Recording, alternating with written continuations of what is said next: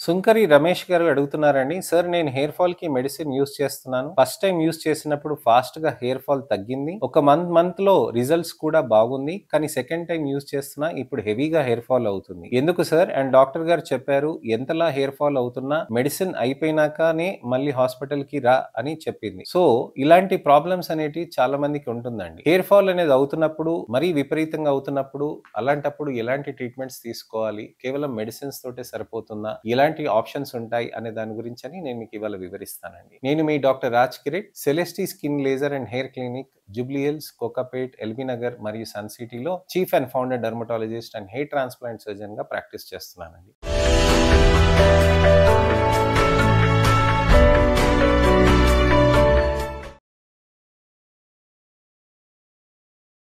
చాలా మందికి hair loss అనేది విపరీతంగా మారిపోతుందండి. యంగ్‌స్టర్స్‌కి విపరీతంగా అంటే ఇప్పుడు 18 ఏళ్ళు, 17 ఏళ్ళు, 16 ఏళ్ల నుంచి మొదలెట్టుకొని మీకు 35 ఏళ్ళు, 40 ఏళ్ల వరకు విపరీతంగా హెయిర్ ఫాల్ అవుతుంది. 40 ఏళ్ళు దాటిన తర్వాత కూడా కొంతమందికి హెయిర్ ఫాల్ అనేది సిగ్నిఫికెంట్‌గా ఇంపేర్ చేస్తుంది క్వాలిటీ ఆఫ్ లైఫ్. కానీ 40 ఏళ్ల కంటే ముందు విపరీతంగా హెయిర్ లాస్ అవుతున్నా, హెయిర్ థిన్నింగ్ అవుతున్నా కాన్ఫిడెన్స్ లెవెల్స్ అనేటివి తగ్గుతూ ఉంటాయి. చాలా మంది మీరు గమనిస్తూ ఉన్నారు. అబ్బాయిలకి విపరీతమైన హెయిర్ లాస్ అవుతూ ఉంటే బట్టతలలు వచ్చేసి చాలా ఇబ్బందికరంగా మారిపోతూ ఉంటారు. అలానే అమ్మాయిలకి కూడా మాడు కనిపించేస్తూ స్కాల్ప్ విజిబిలిటీ అనేది పెరగటం తోటి చాలా ప్రాబ్లమ్స్ ఫేస్ చేస్తూ ఉంటారు. డైలీ పౌడర్ వేసేసుకొని వాటిని కప్పేసుకొని అలానే ఇక్కడ జుట్టుని తీసి ఇక్కడ పొడుగు పెంచుకొని ఇక్కడ కవర్ చేసుకొని ఆడవాళ్ళు డిఫరెంట్ గా హెయిర్ స్టైల్ మార్చుకొని పాపిట తీయటం మానేసి ఇలాంటి అనేక రకమైన ప్రాబ్లమ్స్ వాళ్ళని ఫేస్ చేసుకుంటూ దానికి తగ్గట్టుగా వాళ్ళు సొల్యూషన్ ఇంట్లో ఎత్తుక్కుంటూ ఉంటారు. కానీ హెవీగా హెయిర్ ఫాల్ అవుతున్నప్పుడు దాన్ని టీలోజన్ ఎఫ్లూవియం అని అంటారు.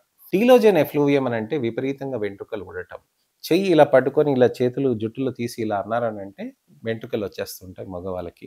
ఇక్కడ తీసినా గాని వెంట్రుకలు ఊడిపోతూ ఉంటాయి.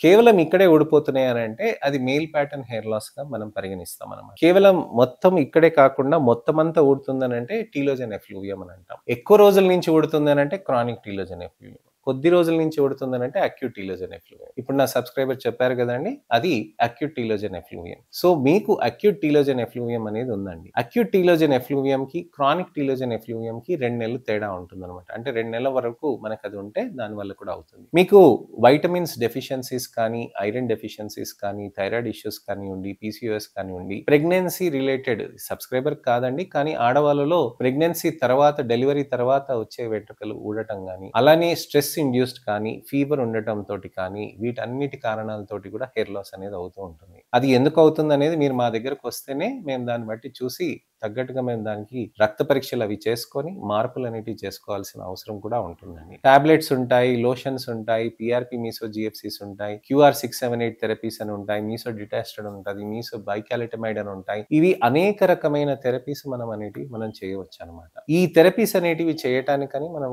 ప్రొలాంగ్డ్‌గా మనం తీసుకుంటూ ఉంటే ట్రీట్మెంట్ అనేటివి బెటర్‌గా ఉంటాయండి. అయితే ఈ ప్రొసీజర్స్ అనేటివి ఎప్పుడు స్టార్ట్ చేస్తాం? మీకు విపరీతమైన హెయిర్ ఫాల్ ఉంది, హెయిర్ థిన్నింగ్ ఉందనంటే ప్రొసీజర్స్ అన్ని స్టార్ట్ చేసుకోవచ్చండి. పీఆర్‌పీ, జీఎఫ్‌సీ, మీసోస్ అనేటివి ఉంటాయి. మా దగ్గర హై క్వాలిటీ పీఆర్‌పీస్ అనేటివి మేము చేస్తూ ఉంటాం. పీఆర్‌పీస్ ప్రతి చోట పీఆర్‌పీలే ఉంటాయండి. మీ దగ్గర హై క్వాలిటీ ఏముంటదనంటే దానికి ఒక ప్రత్యేకమైన పద్ధతి ఉంటుందండి. ఆ పద్ధతిని పాటిస్తూనే చెయ్యాలి. ప్రతి ఒక్కరు పీఆర్‌పీ చేసేస్తారనంటే అలా కాదండి. పీఆర్‌పీ అసలు ఏ విధంగా పనిచేస్తుంది?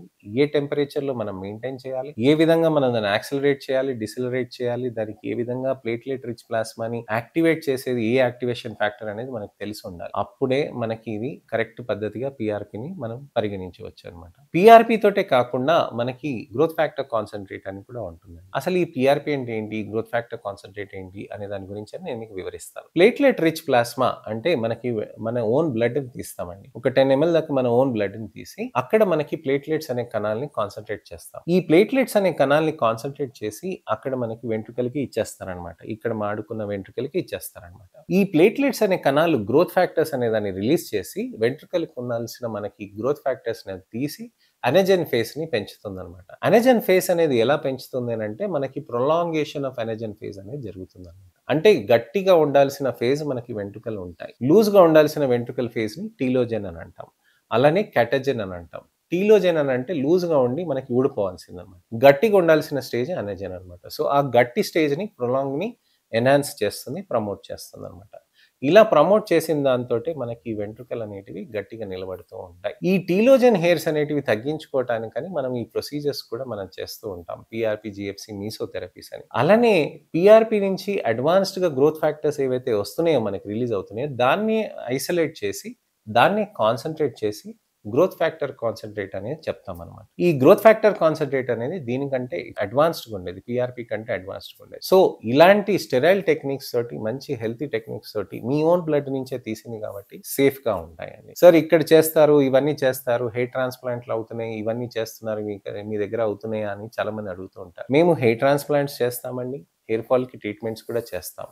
మేము క్వాలిఫైడ్ డెర్మటాలజిస్ట్‌లము. సో మీరు తప్పకుండా మా దగ్గరికొచ్చి అసలు హెయిర్ ఫాల్ గురించి అని డిస్కస్ చేసుకొని, హెయిర్ థిన్నింగ్ ఉందా, హెయిర్ లాస్ ఉందా, 2 ఉన్నాయా అనేది మనం డిస్కస్ చేసుకొని, దానికి తగ్గట్టుగా మనం ప్రిస్క్రిప్షన్ తీసుకొని, మందులతో పాటు ప్రొసీజర్స్ కూడా చేసుకుంటే మేలండి. ఇలా విపరీతంగా హెయిర్ ఫాల్ అవుతుందనంటే మాత్రం ఖచ్చితంగా మీరు ప్రొసీజర్స్ చేసుకుంటూ ఉంటే మీకు బెటర్ రిజల్ట్స్ అనేటివి సాధ్యమవుతూ ఉంటుంది. సో ఇవాళ మీకు తెలిసింది కదండీ! హెయిర్ లాస్‌కి, హెయిర్ థిన్నింగ్‌కి ఎలా మనం జాగ్రత్తలు తీసుకోవాలి అనే దాని గురించని నేను అది కూడా చెప్పానండి. ఇంకా నెక్స్ట్ వీడియో సీరీస్‌లో సిన్స్ నా సబ్‌స్క్రైబర్స్ హెయిర్ లాస్ గురించి అడుగుతున్నారు కాబట్టి నెక్స్ట్ వీడియో సీరీస్‌లో వచ్చే రోజుల్లో నేను హెయిర్ ఫాల్ గురించని నేను చాలా వరకు కవరేజ్ చేస్తానండి. ఇలా మనం ట్రీట్మెంట్ ఆప్షన్స్ అనే దాని గురించి కూడా నేను మీకు డీటెయిల్‌గా కూడా వివరిస్తాను. అంతలోనే మీకు ఎటువంటి సందేహాలున్నా, అపోహలున్నా, ప్రశ్నలున్నా మీరు దాంట్లో కామెంట్ సెక్షన్‌లో పెడితే దానికి తగ్గట్టుగా వీడియో సీరీస్‌లో కూడా నేను మీకు వీడియో రిప్లైస్ అనేటివి చేస్తూ ఉంటాను. నెక్స్ట్ ఇన్ఫర్మేషనల్ అవేర్‌నెస్ వీడియో తోటి మళ్ళీ నేను మీ ముందుకొస్తాను. నేను మీ doctor Raj Kireet, Celesti skin laser and hair clinic, Jubilee Hills, LB Nagar మరియు సన్ సిటీలో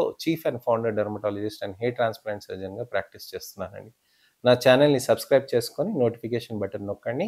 నా వీడియోస్‌ని షేర్ చేసి నా ఈ అవేర్‌నెస్ క్యాంపెయిన్‌లో మీరు కూడా పాలు పంచుకుంటారని ఆశిస్తున్నాను. నెక్స్ట్ వీడియోలో మళ్ళీ కలుద్దామండి. నమస్తే.